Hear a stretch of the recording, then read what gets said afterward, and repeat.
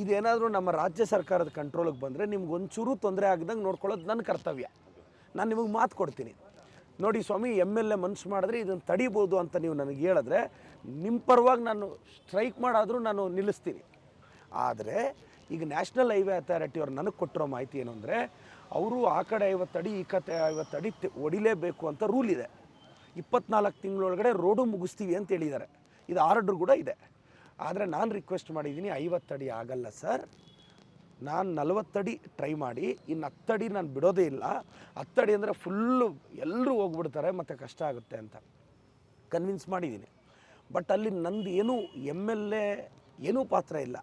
ಅದನ್ನು ಈ ಕಾರಣಕ್ಕೆ ಹಂಗೇನಾದರೂ ಆ ಪರಿಸ್ಥಿತಿ ಬಂದು 2 ವರ್ಷದಲ್ಲಿ ಈ ಕಡೆ ಅಂಗಡಿಗಳೆಲ್ಲ ಹೋದರೆ, ಒಂದು ಇವ್ರ ಹತ್ರ ಹೋಗೋಣ, ಈ ಕಡೆ ಲೈನಲ್ಲಿ ಏನಾದರೂ ನಮ್ಗೆ ಅನುಕೂಲ ಮಾಡಿಕೊಟ್ರೆ ಇವ್ರಿಗೆಲ್ಲ ಈ ಕಡೆ ಲೈನಲ್ಲೇ ಹಾಕ್ಕೊಡ್ತೀನಿ, ಅದ್ರ ಬಾಡಿಗೆ ನಾನೇ ಕಟ್ಕೊತೀನಿ. ಇದು ಮೊದಲ ಪ್ರಾವಿಷನ್ನು. ಇವರು ಒಪ್ಪಲಿಲ್ಲ ಅಂದರೆ ಇದು 2 ಆಯ್ಕೆ. ನಾನು ನಿಮ್ಮನ್ನು ಬಿಟ್ಕೊಡೋ ಪ್ರಶ್ನೆನೇ ಇಲ್ಲ. ಈಗ ಇಲ್ಲಿವರೆಗೂ ರೋಡ್ ಹೋಯ್ತು ಅಂದ್ಕೊಳ್ಳಿ, ನಮಗಿರೋ ಆಪ್ಷನ್ ಏನು? ಇವ್ರ ಹತ್ರ ಹೋಗೋಣ, ನಾನು ನಿಮ್ಮ ಜೊತೆ ಬರ್ತೀನಿ, ಅಣ್ಣ ಹೆಂಗೂ ಪಾರ್ಕ್ ಇದೆ, ನಮಗೆ ಜಾಗ ಮಾಡಿಕೊಡಿ, ತಿಂಗಳಿಗೇನೋ ನಮ್ಮ ಶಕ್ತಿ ಅನುಸಾರ ನಾವು ಬಾಡಿಗೆ ಕೊಡ್ತೀವಿ, ಆ ಬಾಡಿಗೆ ನಾನೇ ಕೊಟ್ಕೊತೀನಿ, ನಿಮಗೆ ನೀಟಾಗಿ ನಾನು ರೆಡಿ ಮಾಡಿಸ್ಕೊಡ್ತೀನಿ. ಫಸ್ಟ್ ಪ್ರಿಯಾರಿಟಿ ಇದು. ಇಲ್ಲ ಕಾನೂನಲ್ಲಿ ಅವರು ಯಾರೂ ಒಪ್ತಾ ಇಲ್ಲ ಅನ್ನೋ ಪ್ರಮೇಯ ಬಂದಾಗ 2ನೇ ಅವಕಾಶ ಇಲ್ಲಿ ಈ ಥರ. ಆವಾಗ ನಿಮ್ಗೆ ಇಲ್ಲಿ ಬಿಸ್ನೆಸ್ ಹೆಂಗೆ ತರ್ಬೋದು ನಾನು ಅಂದರೆ, ನಾನು ಇಲ್ಲೆಲ್ಲ ಲೆಫ್ಟು ರೈಟು ಇಲ್ಲೆಲ್ಲ ಪಾರ್ಕಿಂಗು ಗಿರ್ಕಿಂಗ್ ಎಲ್ಲ ಕಂಟ್ರೋಲ್ ಮಾಡ್ತೀನಿ. ಅವಾಗ ಯಾರೊಬ್ಬರು ಇಲ್ಲಿ ನಿಲ್ಲಕ್ಕೆ ಸಾಧ್ಯ ಆಗದೇ ಇದ್ದಾಗ ಅವ್ರು ಆಟೋಮೆಟಿಕ್ಕಾಗಿ ಇಲ್ಲಿಗೆ ಬರ್ತಾರೆ.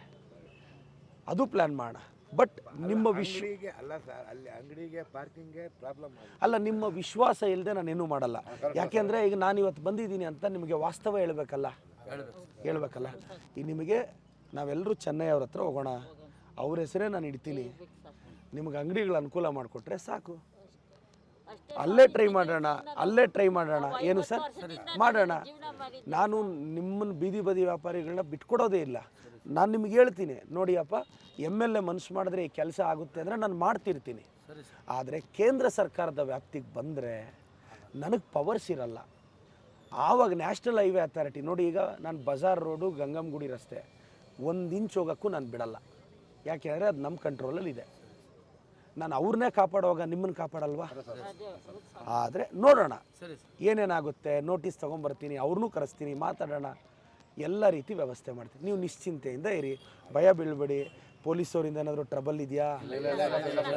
ಯಾರಿಗೂ 1 ರೂಪಾಯಿ ಕೊಡಬಾರ್ದು ಹೇಳ್ತಾ ಇದ್ದೀನಿ. ಯಾರಾದರೂ ಬಂದು ವಸೂಲಿ ಕೇಳಿದ್ರೆ ನನಗೆ ಫೋನ್ ಮಾಡಿ. ನೀವು ನಿಶ್ಚಿಂತೆಯಿಂದ ಇರಿ, ನಿಮ್ಗೆ ಯಾರೂ ತೊಂದರೆ ಕೊಡಲ್ಲ. ಆಯಿತಾ? ಸುಂಕ ನಾನು ಕಟ್ಕೊಂಡು ಹೋಗ್ತೀನಮ್ಮ, ಆಯಿತಾ?